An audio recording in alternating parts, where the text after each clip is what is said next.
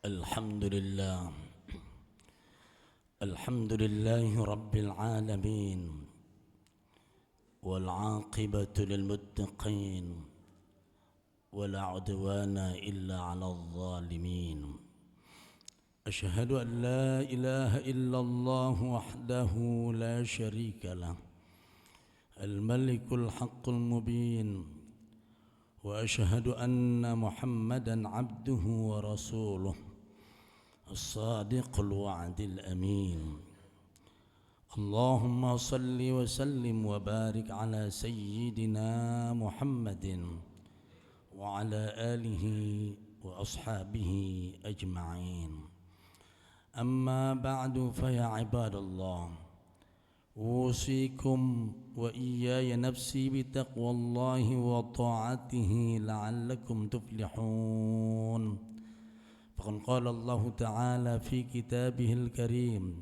أعوذ بالله من الشيطان الرجيم وسارعوا إلى مغفرة من ربكم وجنة عرضها السماوات والأرض أعدت للمتقين Ma'asyiral muslimin rahimakumullah, sidang Jumat yang dimuliakan oleh Allah Subhanahu wa taala. Dalam kesempatan Jumat yang berbahagia ini, marilah sama-sama kita panjatkan puji dan syukur kehadirat Allah Subhanahu wa taala yang masih melimpahkan kepada kita nikmat yang banyak sehingga kita bisa hidup dalam keadaan tenang, dalam keadaan tentram. Walaupun tentu di sana sini ada saja kekurangan-kekurangan yang tentu mudah-mudahan dengan banyak bersyukur kepada Allah Subhanahu wa taala dan tidak banyak mengeluh, maka Allah akan gantikan segala bentuk kesedihan kita dengan kesenangan, segala bentuk kesusahan kita Allah ganti dengan sesuatu hal yang lebih berharga buat kita. Mudah-mudahan Allah Subhanahu wa taala jadikan kita sebagai hamba-hambanya yang senantiasa bersyukur atas nikmat-nikmatnya. Amin ya rabbal alamin. Salawat dan salam tidak lupa kita sanjungkan pada junjungan kita Nabi besar Muhammad sallallahu alaihi wasallam, yang mudah-mudahan kita senantiasa bersalawat kepada beliau, menjalankan ajaran, tuntunan dan akhlak Nabi kita Muhammad sallallahu alaihi wasallam. Usikum wa iyaya nafsi bitaqwallahi wa ta'atih. Khatib berwasiat buat dirinya dan juga buat jamaah sekalian untuk senantiasa meningkatkan keimanan dan ketakwaan kepada Allah Subhanahu wa taala, karena tidak ada jalan untuk mencapai kesentosaan, kedamaian, ketentraman hidup di dunia kecuali dengan mengikuti perintah Allah dan juga perintah Rasulullah sallallahu alaihi wasallam. Ma'asyiral muslimin rahimakumullah, sidang Jumat yang dimuliakan oleh Allah Subhanahu wa taala. Sebentar lagi kita akan memasuki tahun baru Hijriah, yang mana ini sebuah perjalanan Nabi kita Muhammad sallallahu alaihi wasallam yang dibekukan di dalam Quran, di mana sejarah hijrahnya Nabi kita Muhammad sallallahu alaihi wasallam dicatat dalam Al-Quran dan di dalam hadis-hadis Nabi kita Muhammad sallallahu alaihi wasallam. Perjalanan hijrah Nabi kita Muhammad sallallahu alaihi wasallam adalah perjalanan yang sangat-sangat berat. Namun itu nampaknya seperti sesuatu hal yang sangat ringan dilakukan oleh para sahabat. Mereka terobsesi untuk ikut berhijrah bersama Rasulullah sallallahu alaihi wasallam. Walaupun kota Mekah saat itu dijaga dengan ketat, tidak boleh ada yang keluar, tidak boleh ada yang hijrah, sehingga di dalam sejarah Islam tercatat ada yang mati di dalam perjalanan, ada yang kembali karena tertangkap. Sedemikian rupa adanya, karena perjalanan itu adalah perjuangan, mempertahankan keimanan kepada Allah Subhanahu wa ta'ala. Perjalanan hijrah itu mengorbankan harta, mengorbankan jiwa, meninggalkan segala hal yang dicintai, tanah kelahiran yang dicintai, rumah yang telah terbangun dengan megah, perdagangan-perdagangan yang mereka senantiasa lakukan, semua ditinggalkan, bahkan anak istri pun mereka tinggalkan hanya untuk mencari keridhaan Allah Subhanahu wa ta'ala. Tentu jika dibandingkan dengan kesusahan kita hari ini tidak seberapa, namun keluhan sudah muncul dari setiap lisan kita. Hanya bensin yang naik, belum lagi makanan yang lainnya. Namun semua itu masih ada dan tersedia, namun lisan kita senantiasa berkeluh kesah. Padahal hidup yang berkeluh kesah bukan menambahkan kenikmatan, bukan mengeluarkan dari masalah, namun akan menambahkan kesedihan. Masyarul muslimin rahimakumullah, sidang Jumat yang dimuliakan oleh Allah Subhanahu wa ta'ala. Semua orang hidup di dunia ini ingin mendapatkan keuntungan. Tidak ada orang yang mau merugi. Tentu keuntungan apa yang kita ingin capai? Tentu umat Islam telah ditanamkan oleh Allah Subhanahu wa ta'ala, wal akhiratu khairun wa abqa. Akhirat itu lebih baik dan lebih kekal. Wal akhiratu khairul laka minal ula. Akhirat itu lebih baik bagi kamu daripada dunia. Sedemikian Quran membicarakan tentang tujuan hidup kita. Semestinya kita sudah betul-betul paham dengan kalimat untung dan rugi sebagaimana yang dijelaskan oleh Allah dalam Quran dan dalam hadis Nabi kita Muhammad sallallahu alaihi wasallam. Ma'asyiral muslimin rahimakumullah, sidang Jumat yang dimuliakan oleh Allah Subhanahu wa ta'ala. Untung dalam Al-Quran Allah ucapkan dengan beberapa ungkapan. Bisa diungkapkan dengan kalimat rabihah. Rabihah adalah untung. Kemudian bisa diungkapkan dengan kalimat aflaha.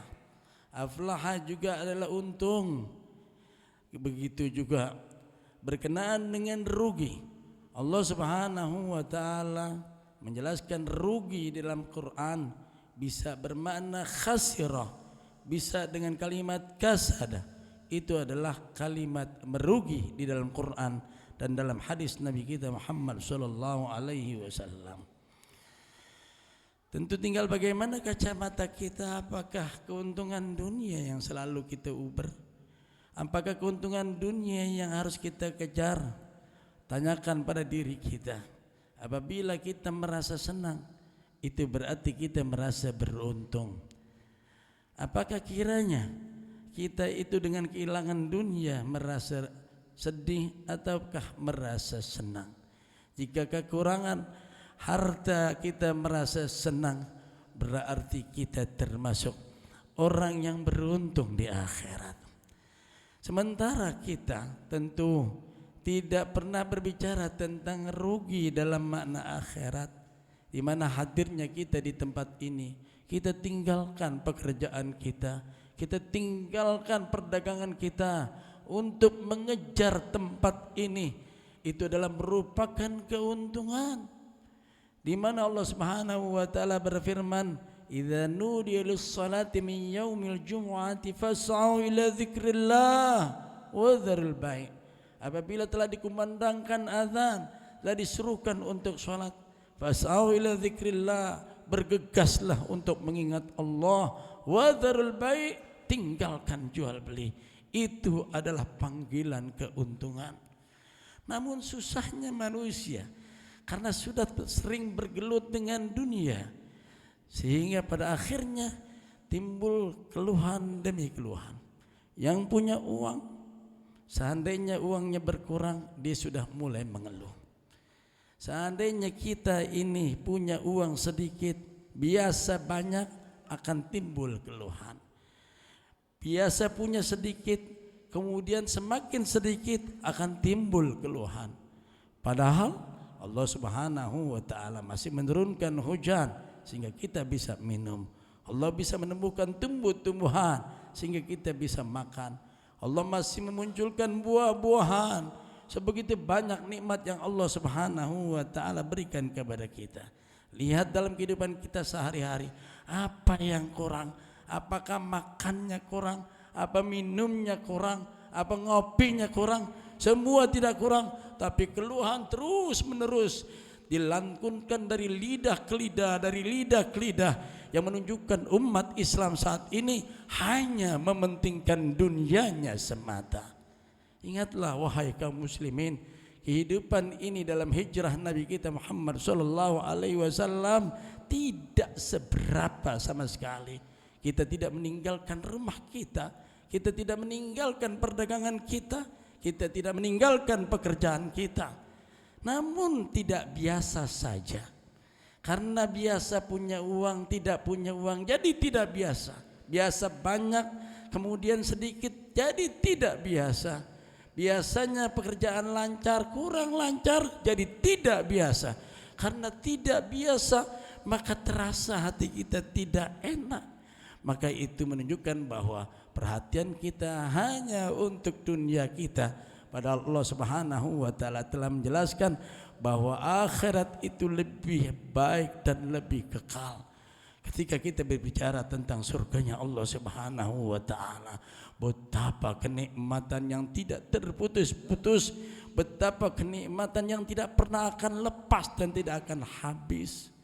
Kendati pun kita memiliki harta yang banyak, sementara kita sudah tidak memiliki gigi di dalam kehidupan dunia ini, maka terasa hambar ketika kita makan kacang ataupun yang lainnya. Namun di akhirat tidak mengenal kamus itu. Mudah-mudahan kita senantiasa memahami betul dengan kalimat untung dan rugi yang ditanamkan oleh Nabi kita Muhammad sallallahu alaihi wasallam. Maka di dalam azan kita senantiasa mendengar setiap hari, hayya 'alas shalah, hayya 'alal falah. Mari bergegas salat, mari menggapai keuntungan. Hayya 'alas shalah, hayya 'alal falah. Salat ke masjid merupakan keuntungan, harus ditanamkan dalam diri kita, sehingga ketika kita bergegas dan duduk di masjid, hati merasa berbahagia karena kita berupaya untuk mencapai keuntungan dari Allah Subhanahu wa ta'ala. Ketika kita melihat akhirat, melihat anak kita rajin sholat, hati bergembira. Pulang dari rumah ini melihat istri dan anak kita sholat, membaca Quran, hati bergembira. Melihat anak kita mempunyai akhlak yang mulia, hati bergembira. Itulah keuntungan yang hakiki, itulah keuntungan yang sebenarnya. Bukan karena anak kita itu memiliki harta yang banyak atau menduduki jabatan ataupun yang lainnya. Selama orang tua mempunyai kamus yang berbeda dengan apa yang dibawa oleh Nabi, maka akan menelurkan orang-orang yang seperti kita. Apabila kita merasa senang dengan dunia kita, yakinkan anak kita akan senang dengan dunia. Apabila hati kita senang dengan akhirat, maka anak yang muncul pun akan anak-anak yang betul-betul merasa senang dengan akhiratnya. Ma'asyiral muslimin rahimakumullah, sidang Jumat yang dimuliakan oleh Allah Subhanahu wa ta'ala. Suasana yang sedemikian rupa ini sudah luar biasa. Begitu dunia mencekal hati kita, sehingga hati terasa sempit, hati terasa sedih dengan kondisi yang belum ada apa-apanya jika dibandingkan dengan perjuangan Nabi kita Muhammad sallallahu alaihi wasallam. Ma'asyiral muslimin rahimakumullah. Penutup daripada khutbah ini adalah, mari kembali kita simak kisah seorang sahabat Nabi yang bernama Suhaib bin Sinan Ar-Rumi radhiyallahu an. Yang sampai Rasul wafat pun dia menjadi orang yang miskin seperti Abu Hurairah yang tinggal di masjid menjadi ahlus suffah. Suhaib bin Sinan Ar-Rumi dulunya dia adalah orang yang miskin, orang yang tidak memiliki keluarga. Datang ke kota Mekah merupakan kota dagang, diajari oleh orang-orang Quraisy berdagang. Akhirnya lama-lama menjadi pandai. Mulailah dia berdagang, kemudian perniagaannya pun mendapatkan laku keras. Jadilah dia saudagar yang kaya raya. Saat itulah Rasulullah SAW muncul di kota Mekah, menyerukan kepada agama Allah Subhanahu wa taala, agama yang lurus, agama yang mengajarkan kepada ajaran yang benar. Suhaib bin Sinan tertegur hatinya, kemudian dia masuk Islam bersama Rasulullah SAW. Setelah dia masuk Islam, kemudian sahabat semua hijrah ke Madinah. Dia pun ingin hijrah ke Madinah. Hatinya merasa nyaman. Karena apa? Karena dia punya sahabat-sahabat orang-orang Quraisy dan para pembesar, dan hartanya pun banyak. Maka dia berkemas mengumpulkan hartanya yang banyak untuk dibawa hijrah ke Madinah. Kemudian lantas terdengar berita itu, kumpullah para tokoh-tokoh Quraisy menghadang Suhaib bin Sinan Ar-Rumi. Kemudian mereka berkata, "Hei Suhaib, mau kemana kau?" "Saya mau ke Yasrib, mau ke Madinah." Kemudian orang Quraisy itu berkata, "Ya Suhaib, ingatlah kau dulu datang kemari tidak memiliki keluarga dan tidak memiliki apa-apa. Kemudian kami ajari kau berdagang sehingga kau menjadi orang yang kaya raya. Apakah kau akan pergi kemudian membawa semua hartamu?" Suhaib bin Sinan Ar-Rumi paham dengan itu, bahwa mereka menuntut hartanya. Kemudian Suhaib berkata, "Maukah kalian melepaskan aku pergi ke Yasrib dan aku lepaskan semua hartaku untuk kalian?" Mereka qalu na'am, iya. Akhirnya Suhaib bin Sinan lepaskan semua hartanya, dia pergi hijrah ke Madinah tanpa membawa hartanya. Berita tentang kedatangan Suhaib pun beredar di telinga para sahabat, sehingga sahabat itu menyampaikan kepada Rasul. Kemudian Rasul sallallahu alaihi wasallam mengeluarkan statement yang hendaknya menjadi pembelajaran buat kita. Apa kata Nabi? Rabiha Suhaib, rabiha Suhaib, beruntung Suhaib, beruntung Suhaib. Kalimat itu mestinya tertancap di dalam diri kita. Beruntung, semua hartanya dilepas, tapi dia bertahan dengan keimanannya. Beruntung Suhaib bin Sinan Ar-Rumi. Mudah-mudahan khutbah singkat ini memberikan pembelajaran buat kita. Jangan bersedih, bersabar. Berulang kali sahabat dalam kelaparan, dalam peperangan, dalam kesusahan, baik secara umum maupun secara individu, itu adalah sesuatu hal yang biasa. Besok akan datang pertolongan Allah, besok akan datang keberkahan Allah selama kita bertakwa kepada Allah Subhanahu wa taala. Bersabar, Allah akan memberikan pertolongan kepada kita. Bersabar, Allah akan memberikan keberkahan dalam hidup kita. Mudah-mudahan Allah Subhanahu wa taala jadikan lidah kita senantiasa lidah yang bersyukur. Keluarkan di depan sahabat kita, keluarkan di depan anak-anak kita. Kalimat syukur ini harus keluar. Jangan kalimat keluhan, karena ini akan membuat kesedihan demi kesedihan dan terus terbawa sedemikian rupa. Mudah-mudahan Allah Subhanahu wa taala jadikan kita hambanya yang muttaqin, yang berhak mendapatkan kebahagiaan di dunia dan juga mendapatkan kenikmatan di akhirat kelak. Amin amin ya rabbal alamin. Barakallahu li wa lakum fil Qur'anil azim wa nafa'ani wa iyyakum bima fihi minal ayati wa dzikril hakim wa taqabbala minni wa minkum tilawatahu innahu huwas samiul alim. Aqulu qawli hadza wa astaghfirullah li wa lakum fastaghfiruhu innahu huwal ghafurur rahim.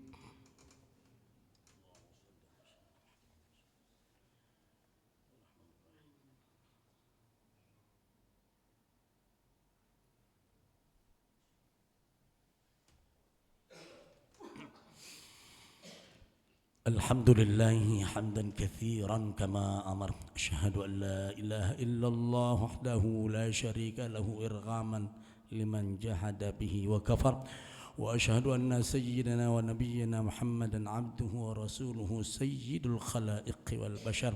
اللهم صل وسلم وبارك على سيدنا محمد وعلى آله وأصحابه وصحبه الغرر. عباد الله، اتقوا الله تعالى من سماع اللغو وفضول الخبر، وانتهوا عما نهاكم عنه والزجر، واعلموا أن الله تعالى أمركم بأمر بدأ فيه بنفسه وثنى بملائكته المسبحة من قدسه، وثلث بكم أيها المؤمنون من برية جن وإنس، فقال تعالى مخبرا عليما: إن الله وملائكته يصلون على النبي يا أيها الذين آمنوا صلوا عليه وسلموا تسليما.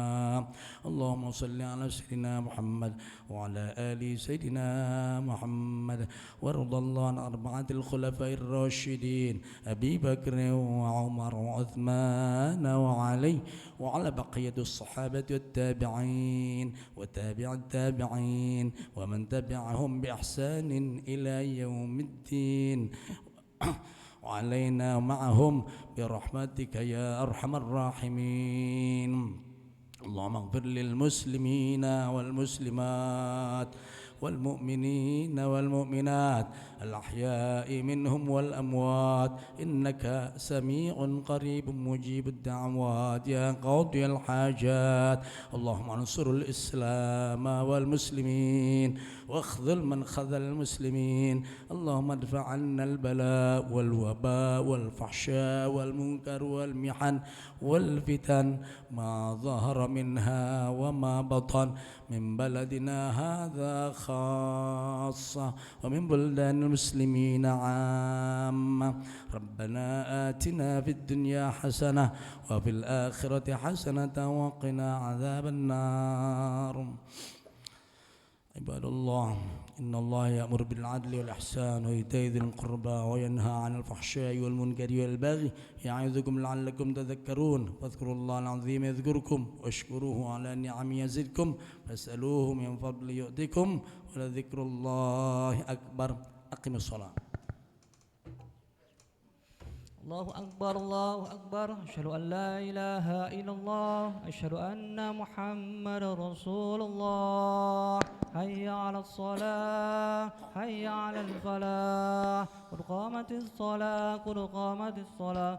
الله أكبر الله أكبر، لا إله إلا الله لا إله إلا الله.